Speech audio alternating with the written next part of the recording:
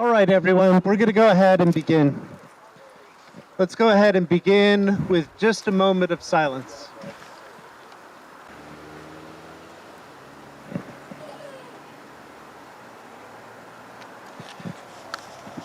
We are here today to remember Amber Mark and to also consider what our city is doing to houseless people all over.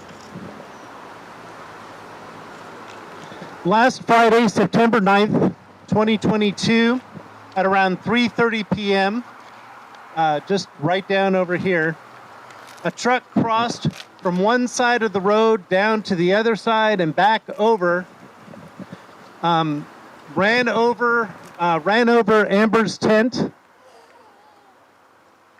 just missed the person that she was with, and then the truck went down the road and hit a number of other people.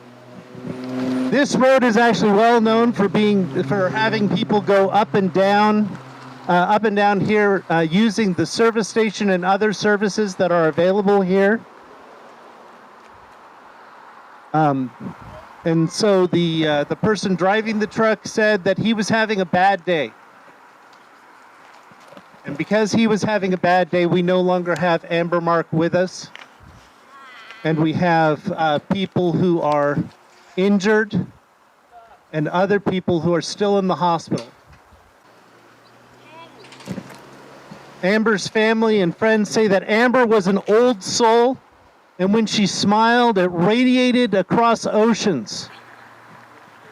Amber was a mother, a daughter, a sister, a niece, and a forever friend.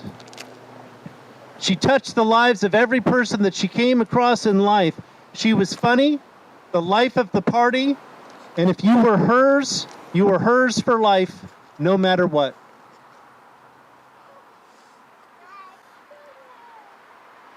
And the world is a poorer place without her.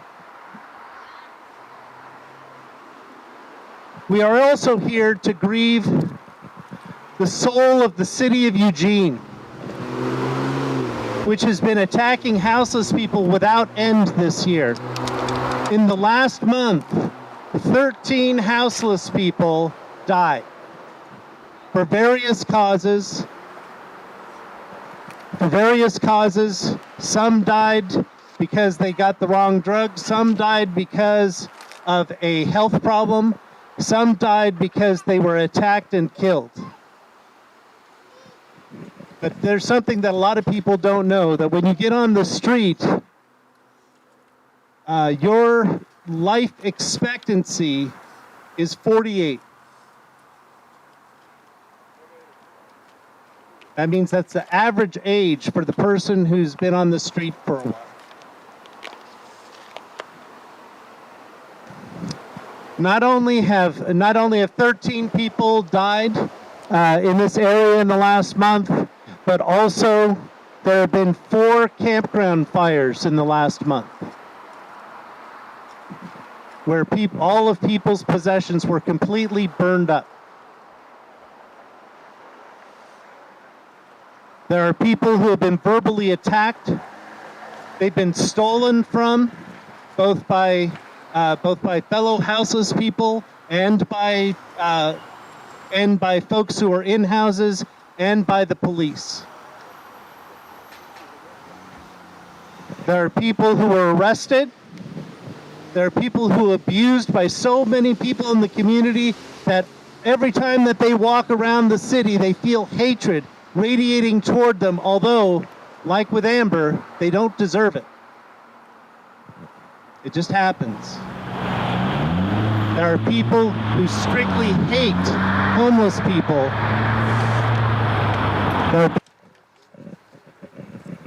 So now I'm going to open it up to you guys. Is there anybody who wants to say something about Amber?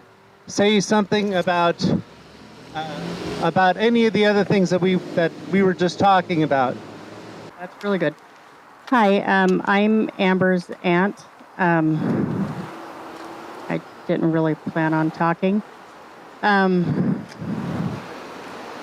What I want to talk about isn't necessarily Amber, but the way that Eugene handled her. after this happened. So when they released her name in the news, they released her name, year, or her age, and they put no address. If somebody has a home, they don't list their home address. They just put the town they lived in. And they knew she lived in Eugene. Even if she didn't have a house, she still lived in Eugene. So luckily, one of her cousins corrected that and tagged the Eugene police in that Facebook post and put that she lived in Eugene. And then when we tried to have her sent to a funeral home, they were supposed to call one of her cousins, and her mom had also called and left voicemails. But when her mom finally got a hold of the medical examiner, they said they had sent her somewhere else because they didn't think there was anyone to claim her, even though they had contact information for family. And I just thought that was really, really wrong. And if she had a house, none of that would have happened. And I just want to point out how wrong that is. This is Amber's mom here.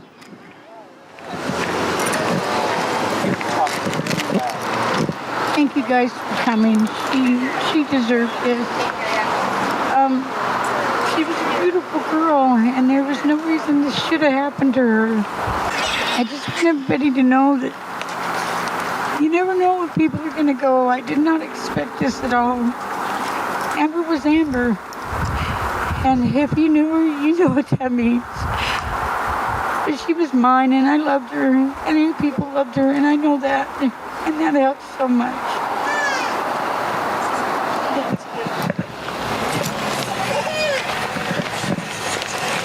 I've known Bonnie and Amber for many years now, and I know this is one of the hardest things I've ever seen her have to go through, because I've been through losing a child, and nobody should have to.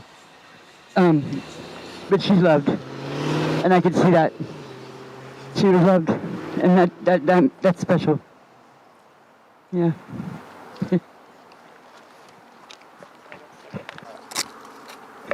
Hi, I'm from off the street too. We lived around her, and I think we'll just to say, we're gonna miss her a lot, and just makes us realize what we are a waste of life out here sometimes, but just people are not gonna, I feel sorry for everything you guys are going through. Amber was, a good person. I've seen her. She's a very tough cookie though, and she's in a better spot than all of us, right now, because God has her. But just want to tell you and family, much more for you guys to get through this, not over it, but to get through it. And, this is from all of us off the street. We miss you, Amber. All right? If there's anyone who does not have a candle, if you don't have a candle, come on over right over here. We've got more candles.